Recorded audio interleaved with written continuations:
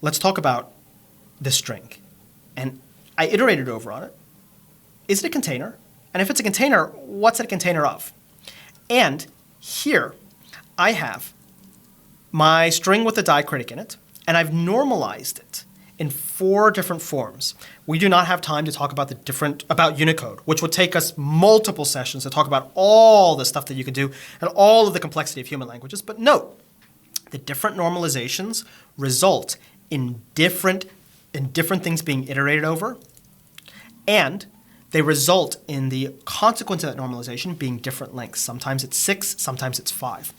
Python strings are containers. They contain entities. You can iterate over them, and you can look at each of those entities. Casually, just around the water cooler, we say it's the characters of the string. You iterate over the characters of the string. But that's not quite correct. In fact, what you're iterating over are the unique Unicode code points, which may or may not correspond directly to visible glyphs or individual characters. And so here, what is being iterated over is the A, the B, the C, the D, the E, and the decomposed diacritic all by itself, which is not something that is particularly meaningful for anybody from a human perspective, but might be meaningful for some sort of computational perspective. This is how strings work. There's another important thing. There is no character type in Python. And so, when you iterate over a string, irrespective of what the entity represents, it being a Unicode code point, you get a string back, which means if you try to recursively iterate over a string, you'll never stop because you'll get each character, then you'll recursively iterate over that, which contains one string, which has one character, and so forth and so on. There is no distinction between the atomic entity and the container. The string type in Python is not only a container that you can iterate over, but it's the only container that contains things of its own type, meaning it is not recursively iterable. Whereas a list, you know a list of lists, you know when you've gotten down to the baseline elements, the individual strings. And if you ever had to write something like a flatten function, well, you've seen this before. If you had to write a flatten function, well, with the list, it's fine. You just see if it's iterable or not, and if it's iterable, then you yield from the flatten function recursively called, and here you can see a deeply nested list being flattened. But the moment you have strings here, this thing will just run forever. You'll get a recursion error.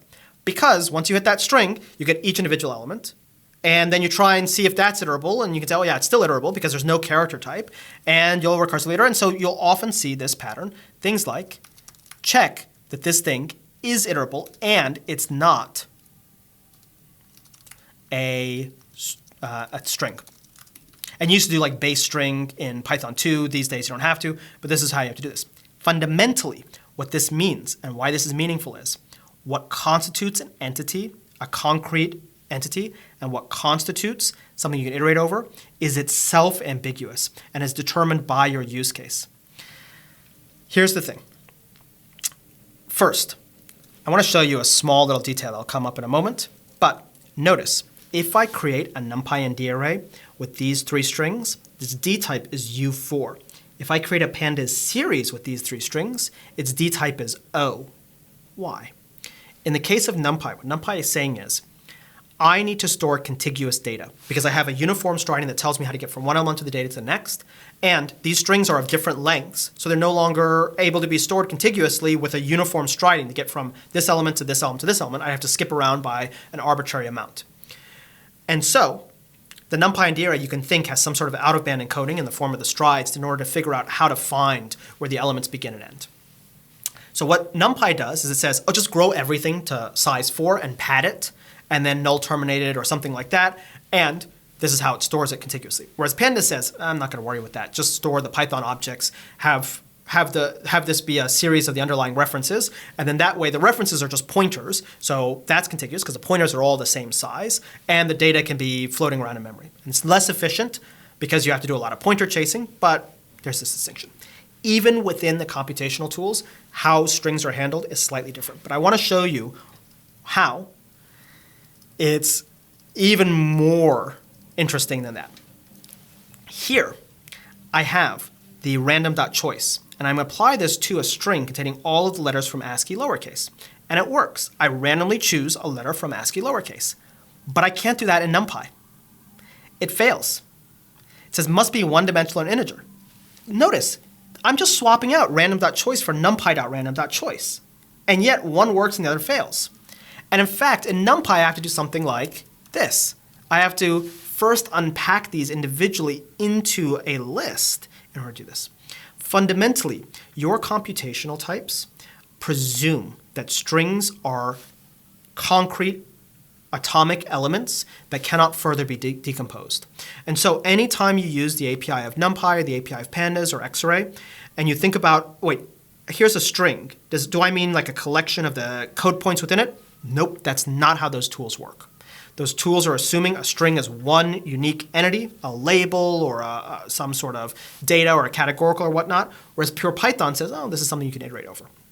And so what's interesting about string is not only is it a container that you can iterate on that contains things of its own type, but only the pure Python standard library is guaranteed to treat it in that way, and scientific computing libraries are not necessarily guaranteed to treat it and very likely to not treat it as something that's iterable. And instead, you have to explicitly force the iteration in order for that to see this, not as just one word, A, B, C, D, E, F, G, and so on, but each of the individual letters.